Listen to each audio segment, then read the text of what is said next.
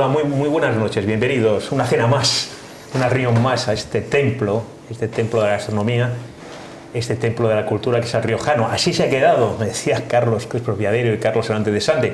Él ya el eslogan y pues sí, lo pusimos nosotros de moda en Popular Televisión, en conversaciones. Una cena en el templo de la gastronomía y de la cultura que es el riojano también lo decimos porque es verdad, el riojano de ayer, el riojano de hoy, seguro el riojano de siempre. Y esta noche vamos a cenar con Miguel Ibáñez de la Cuesta. Bienvenido, buenas Miguel noches, Ibáñez. Buenas noches. Que bueno, un sitio así como mítico, mucho intelectual, mucho poeta, mucho escritor. Un sitio de referencia en la historia del arte y la cultura en Santander, sí, el riojano. Como esos sitios típicos que hay en Madrid, en Valladolid, que nos vemos usted y yo. En Valladolid, donde siempre coincidimos, sí. Pero quien habla de Madrid o Valladolid habla de París, en fin, Santander tiene su sitio de referencia, su café floj, claro.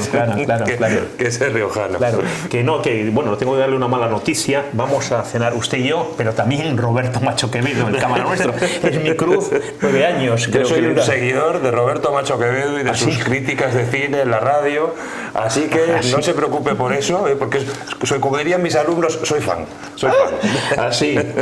Que bueno, ¿qué hace? Es que hasta esta hora hay gente, porque acabo de venir, veo ahí en la esquina, al lado de nuestro querido riojano, que hay una cola para conseguir pases y amigos de la Fundación Botín. Sí. Señor Miguel Ibáñez, la pregunta es obligada. Tenemos que hablar, lo siento, pero tenemos que hablar en el evento Botín. Es así. No, te le diré una cosa, como calefactor me parece que es un diseño de vanguardia perfecto. Es un calefactor que yo pondría en mi casa a un tamaño conveniente, claro está, pero que no me líe, que no me líe, venga. Venga, cuénteme. No, bueno, hay mucha cultura, ¿no? Hay mucha cultura y estoy seguro de que en el Centro Botín se van a hacer cosas interesantes. También estoy seguro que va a haber una cola inmensa, Sí, a esta hora de la noche. Es que esto de la cultura yo siempre lo pienso cuando veo estas colas precisamente, pues o en Madrid, cuando voy al Museo del Prado, a la Fundación Thyssen, a cualquier sitio, y ves unas colas terribles, siempre pienso que esto de la cultura se nos ha ido de las manos. Hemos creado un monstruo con esto de la cultura. Habría que empezar a pensar un poco a qué llamamos cultura en nuestra época, porque yo leo la sección de cultura de los periódicos y ahí sale lo mismo, Belén Esteban, que Picasso, que la noticia de si Dalí tuvo un hijo o no tuvo un hijo con una señora, ahí todo ese batiburrillo, todo eso es cultura. No se me vaya, hábleme del edificio, entonces, no sé cómo llamarlo. Bueno, vamos a ver, el edificio a mí me parece estupendo asomarse allí desde el edificio al mar, pero que no me quieran convencer de que ahora se ve el mar mejor que antes, porque antes simplemente estabas allí y veías el mar. Ahora, en cambio, lo que hay que hacer es dejar que te amaestre la mirada. De alguna forma nos han domesticado la mirada, tenemos que entrar a través de ese... lo iba a llamar mamotreto, pero borra esto, por favor, se puede borrar, ¿no? Bueno, pues a través de ese bloque... Aquí no borramos nada. Tengo que decir que la próxima semana vamos a cenar con el rector de la Universidad Internacional Menéndez Pelayo, con César Nombela, que es un lujo del estoy veraneo. Seguro que le va a hacer preguntas el veraneo regio, pues el veraneo maravilloso del riojano en nuestro programa. Me decía, perdóneme. Pues eso, que parece que la mirada necesita ser amaestrada como todo hoy en día, ¿no? Por ejemplo, imagínense, ahora estamos aquí en confianza, que nos ponemos a hablar de cualquier cosa. De España, del matrimonio, de la educación de los hijos. Seguramente cualquier cosa que usted vaya a decir sin pensar lo que dice va a ser xenófoba, machista, racista, o va a ser calificada. Estoy seguro de que usted no es ninguna cosa de esas, pero va a ser calificada como tal por algún grupo de los que hoy en día ejercen la dictadura políticamente correcta. Señor Miguel Ibáñez de la Cuesta, usted nace en Puente Viesgo, estudió filología hispánica, es profesor de lengua y literatura. Cuéntenos algo de la vida docente de un profesor actual, un poquito así, unos pequeños rasgos. Sigue habiendo buenos profesores malos y mediocres como yo. Los buenos profesores lo son porque no se dejan imponer las modas pedagógicas y los malos, como los ha habido siempre, pues bueno, pues están un poco a sobrevivir, a trabajar poco, a esas cosas. Pero vivimos actualmente una crisis del oficio de enseñar que se basa precisamente en transmitir. Si yo enseño a alguien, ya sea literatura o mecánica, me da igual, Si yo enseño a alguien es porque tengo algo que transmitirle. Bueno, pues ahora estas filosofías posmodernas, a las que aludíamos hace un momento, se basan en que eso es un acto de autoritarismo insoportable, que eso pone al profesor por encima del alumno en una situación jerárquica completamente evitable y malvada. Así que lo que hay que hacer ahora es que el alumno descubra por sí mismo los conocimientos, con lo cual imagínense ustedes lo que sería, si eso lo aplicáramos en serio, lo que sería si los niños de la escuela primaria o los del instituto, me da igual, tuvieran que descubrir por sí mismos las grandes leyes de la física, los grandes teoremas de la matemática, cosas que la humanidad ha tardado siglos en descubrir. Pretendemos que ahora un adolescente de 15 años lo descubra por sí mismo. Eso es un planteamiento completamente absurdo de entrada. Sí, ¿cómo señor Miguel Ibáñez, cómo ve el ambiente intelectual, literario en Santander y usted que está en Puente Viesco, en Cantabria? Bueno, pues en Cantabria tendemos a... Yo creo que tenemos dos defectos en Cantabria a la hora de evaluarnos, perdóneme por usar una palabra de mi oficio, a la hora de evaluarnos a nosotros mismos. Uno, tendemos a minusvalorar lo que realmente somos, y Santander es una ciudad en la que hay que reconocer que hay mucha actividad cultural para su tamaño. Santander es una ciudad muy viva, donde hay un montón de cosas. Y otro, tendremos a sobrevalorar lo que nos imponen desde fuera, lo que viene desde fuera un poco. Por ejemplo, ya que me lo ha puesto tan fácil, vamos a sacar el famoso tema de la boina. En Santander, según algunos, lo que tiene que hacer la cultura es quitarse la boina. Con lo bien que me vendría a mí la boina. Pues fíjese, ahora resulta que no podemos llevar boina. Y con eso supongo que se refieren a que demos la espalda a todo lo que ha sido la tradición cultural de Santander. Pero es que resulta que la tradición cultural de Santander es Menéndez Pelayo, es Benito Pérez Galdós, es la Revolución Liberal del 19, es, en fin, toda una escuela de pensamiento, es la generación del 27, Gerardo Diego, en fin. Si le damos la espalda a todo eso, no somos nadie. No somos nadie. Si la cultura que hay ahora pretende nacer de nuevo, como si nada de lo anterior existiera, entonces no hay cultura. Lo que hay es un juego de niños, una pataleta, cosas de estas, pues como los que se dedican a hacer happenings, performance y cosas de ese estilo, que a mí personalmente no me dicen nada. Sí, es que me lo ha puesto también usted así, como diría Pedro Alba, casi en el área. ¿A usted le gusta el fútbol o no? No, lo veo desde lejos un poco. Lo digo por hacer un tópico así, eso del área. Yo no soy demasiado futbolero, pero aunque tengo buenos amigos aquí en Santander y en Tenerife, magníficos jugadores. Quiero que gane el Racing, empeño imposible, y quiero que gane el Madrid. Por esa parte la veo más. Yo creo que nos unen los dos colores. No, le digo que es que, bueno, pues ahora la izquierda y ahora la extrema izquierda, de alguna manera usted casi me ha hecho el aperitivo, ahora que estamos a punto de cenar el riojano. Pues tiene un poco el monopolio, entre comillas, de la cultura, ¿no? Sí.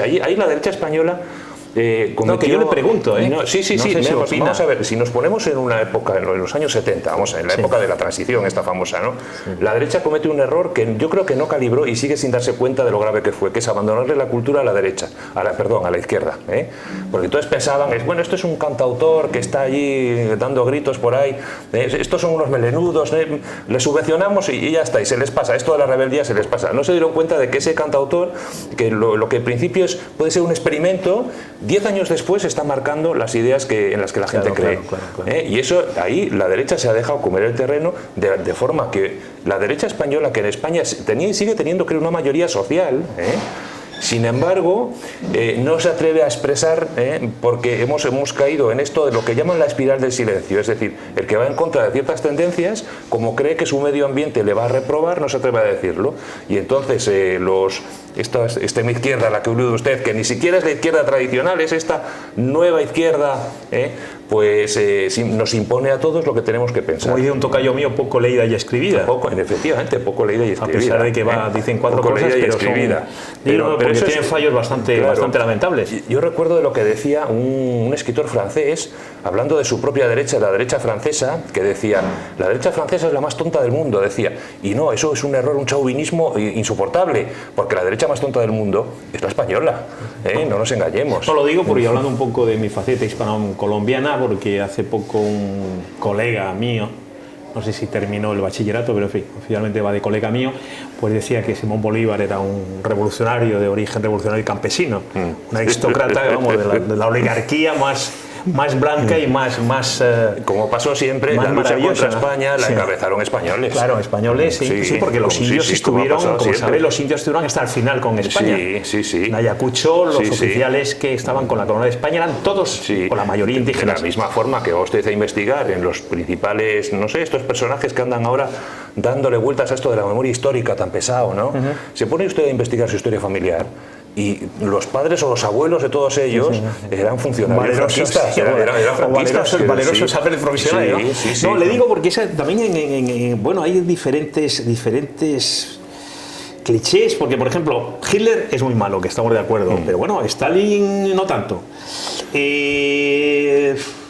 Pues sí, Pinochet es muy malo, pero Fidel Castro hasta bueno. Sí, bueno, un poco absurdo. Y millones y millones de muertos en un lado y en otro. Quiero decir, Stalin más que Hitler, ¿no? Es muy complicado. Claro, comparar esas cosas, no complicado, muy duro y muy absurdo, pero porque es así, ¿no? Claro, algunos practican lo que se llama el humanitarismo tuerto, que consiste en solidarizarse solo con las víctimas de un lado, no con las del otro. Yo estoy completamente de acuerdo con usted en que un torturado por Pinochet no tiene nada que envidiarle, desgraciadamente, a un torturado por Fidel Castro, pero es que los dos son casos claros de injusticia que hay que clamar contra ella.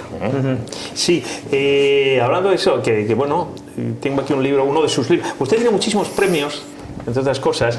Premio de poesía José Hierro de Antonio Santander. Me merezco más, me merezco más, no se crea. Sí, lo sé. Concurso de relatos de Ciudad de Oviedo, concurso de Día de Oro, premio de poesía Jara Carrillo, premio Jaén de novela juvenil, concurso de microrelatos Los Molinos de Utrera. Estoy un poco, porque la verdad es implantante, ha publicado 12 canciones para saber el tiempo. Historia de dos ciudades. A Miguel Ibáñez le pasa un poco, una vez nos dijo Mario Vargas Llosa, que le preguntamos, maestro, ¿cómo se puede escribir bien? Y decía, sencillísimo, sujeto, verbo y predicado. Cuando escribe poesía es otra cosa, pero cuando escribe prosa, y es un poco lo que pasa a usted, que escribe muy bien porque y estoy intentando añadir, y para la poesía lo mismo. Sí, ¿no? Sí, sujeto, verbo y predicado. El Lobo Veloz, que es un título...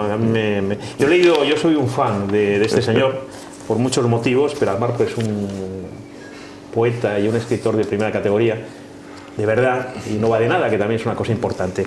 Y digo que tiene gracia, porque eso, Historia de dos ciudades, es como casi un manual de Voltaire, no de Voltaire, pero a lo mejor de Diderot o de Robespierre, bueno, ¿no? El título es una cita, ahora que se lleva esto de las citas, la mayoría de las veces consiste en copiar, pero espero no haber copiado demasiado, ¿no? El título es una cita de dos autores, uno de Dickens, la inolvidable Historia de dos ciudades de Charles Dickens, y el otro San Agustín. San Agustín hablaba de las dos ciudades, la ciudad de Dios. Es cierto. Exactamente. Entonces, y ese planteamiento está en este libro también, el agustiniano, más que el de Dickens. ¿Quién le iba a decir a San Agustín y a todos estos viejos cristianos que estaban en Egipto, que estaban en la zona del Magreb, que luego les iban a perseguir, ellos que están primero que los árabes? Sí.